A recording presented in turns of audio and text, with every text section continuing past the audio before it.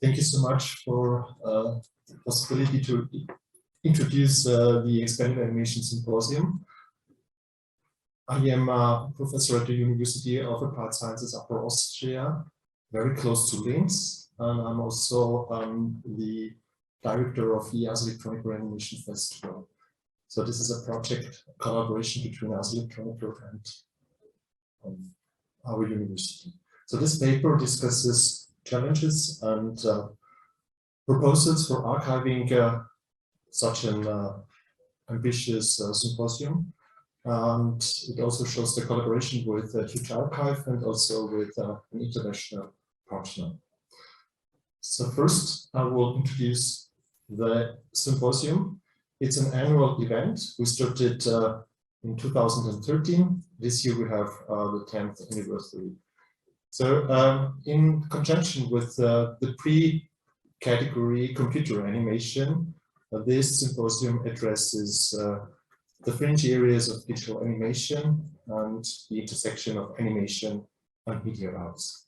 Of course, expanded animation has its roots in expanded cinema, and as at the first conferences at ISEA Electronica discussing what is media art, we are doing similar structure. So like experts like Peter Weibel or Jean Youngblood or Stan van der Beek, who actually coined expanded cinema, as you all know. We're doing a similar structure with discussions, with screenings, and the symposium is under the umbrella of the ISEA Electronic Animation Festival. So it's very broad activity with the pre-forum, with the prize winners, etc. So it started as a very small event with 10 speakers. It was designed as a unique event with the keynote speaker Susan Bakken. She just published in 2013 Pervasive Animation, an anthology as well. And it was at the first day of ISEA Electronica. After 2 years, we had the possibility. So we started with mapping the unlimited landscape of animation. And after 2 years, it was under the umbrella of the Animation Festival. It expanded in conjunction with the pre-forum. And in 2020, of course, we switched to an online hybrid format. We started the collaboration with the University for Creative Arts Farnham with a new format, with a more scientific format, synesthetic syntax, what we call for paper. So 3-day event already. The first edition was a hybrid version in Portland, London, and Linz. And we continued, and this year we have the title Gesture of Resistance. So since 2013, we have featured a lot of speakers. Here are some statistics. And as you can see here, these 3 parts, the main symposium, the pre-forum, so that features 3, 4, 5 winners in the category, and synesthetic syntax. On the left side, right side, you see the gender statistic, and this is also good to see that there is a balanced gender ratio already. So talking about archiving such a ambitious project, starting as a small event, now it's kind of a broad activity under the big umbrella of ISEA Electronica.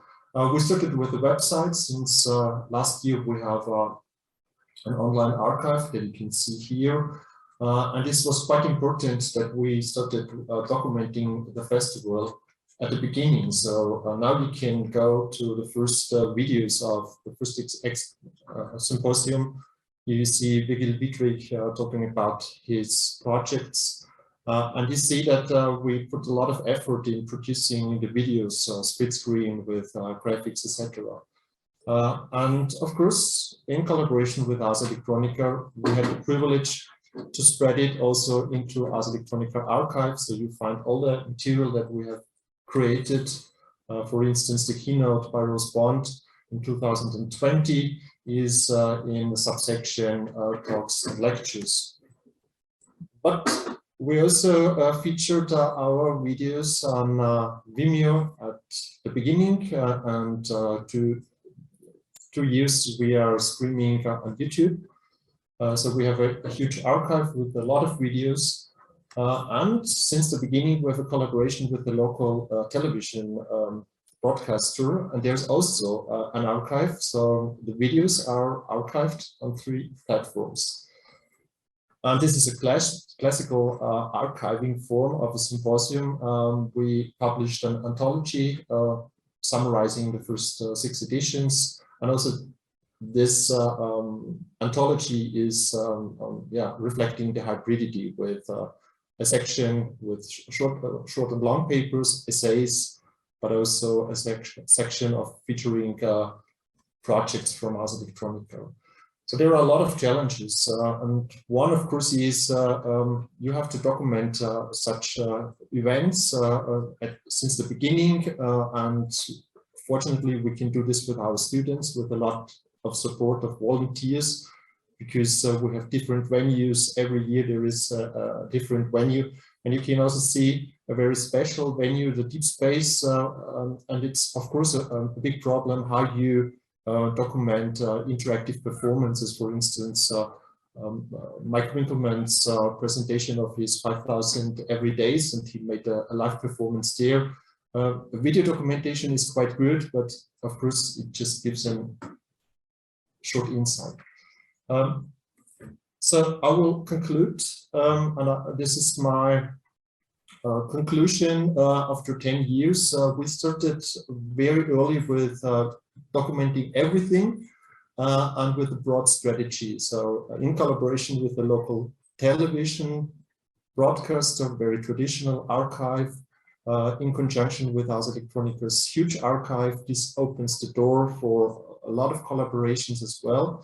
And continuing our documentation on the website with all the materials, with texts, etc., and also thinking about these classical forms of proceedings. The synesthetic syntax is now going into the 3rd edition, and there will be a proceeding next year. So that's a very simple conclusion. Thank you so much.